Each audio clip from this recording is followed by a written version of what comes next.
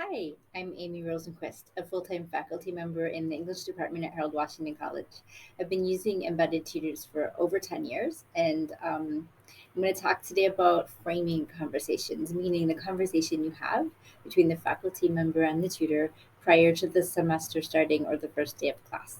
It's really important to establish practices, protocols, styles, everything that you want to go right the first day, you want to definitely have a conversation about.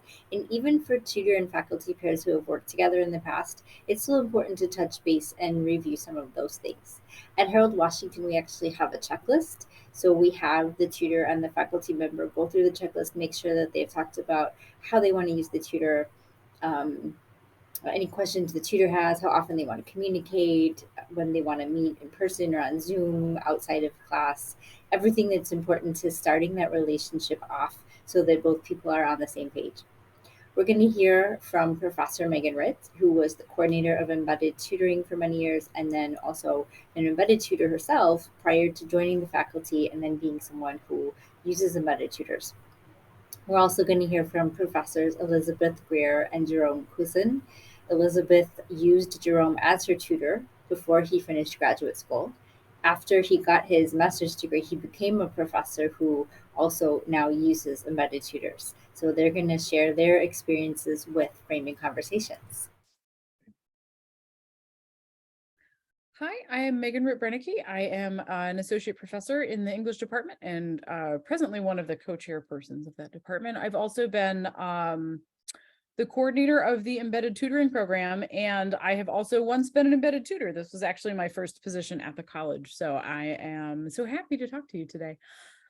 Thinking about framing conversation. So when you are starting in a new class with a professor, that you haven't worked with before, how does that sort of initial conversation go, right? Thinking about it from the professor's standpoint, what I would want a tutor to take away from that conversation is kind of a concept of my overall idea for the class. So I would probably talk a little bit about my approach to the class. I mostly teach English 10197, which is freshman comp. So I would talk a little bit about the way that I structure my specific class. There are many sections of that course, but how does mine come together? What are kind of my major assignments? And what are some of my overall approaches, right? Like when I start teaching comp, for example, I have my students do some writing initially before we talk a lot about grammar. And then we start to talk about grammar from the basic pieces building our way up. So when I introduce a tutor to that concept, I would probably introduce it in the same way with the understanding that they're not going to be talking about sentence structure probably on like day one, unless the student really wants to talk about it, right? So I would go over kind of the big,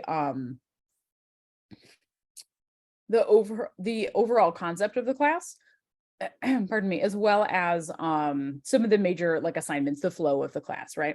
So for each assignment, we do a rough draft, and then we do a workshop, and then we do a final draft, and then we have a revision option, and then the second one, and sort of an idea of the different essay modes that we're going to cover as well, right?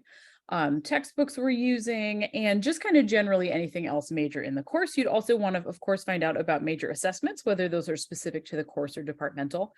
Like in English 101, we have the exit exam, for example. So I would be sure to tell my tutor about that exit exam. It's a good question to ask if the instructor doesn't bring up assessments. What major assessments are there in the course? It might be an essay, it might be an exam. Another good question, if it's an exam especially, is to what degree are tutors allowed to help students with that exam? Are you allowed to assist them with prep? Are you allowed to answer questions? What types of questions, right? Those questions from you, I think, are more essential the closer you are to the exam. So if it's, say, only a final exam, you could maybe wait on that. But if there's midterms or other things that come up more frequently, those are good questions to ask. I think it's good to have an understanding just of the professors, their kind of approach to the class, how they're going to run things, sort of what a typical day looks like pretty roughly. How they're going to organize the class going forward. And then questions for the tutor to ask, if it's not addressed by the instructor, are how can you be involved? How do they want the tutor to and when, right? How and when do they want the tutor to get involved with the students? What do they want the signal, so to speak, to be, right? Do they want to come over and let you know, or whenever we do X, I want you to stand up and kind of go around and work with the students, right? Are they going to want you to work with students in the classroom? Are they going to want you to sit in the hallway and meet one-on-one with students while they're working on something else? Are they going to want you to maybe page through some drafts and then conference with individual students while the rest of the group works on, whatever? There's lots of different approaches to working with a tutor. So having a good idea of what the instructor plans to do can be useful. If the instructor doesn't have a plan there, then you would want to think about in what ways are you comfortable being involved, and what might you suggest in terms of ways to assist with the class.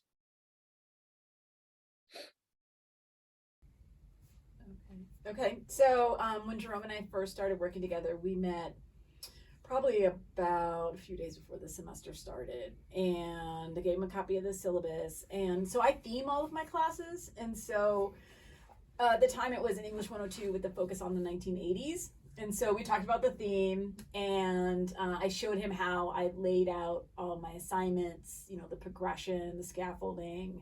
And then we talked about different insertion points where I thought I would need his help the most, right? So we had the big things like helping the students with the proposal, helping with an outline, helping with, the annotated bib and rough draft and final draft.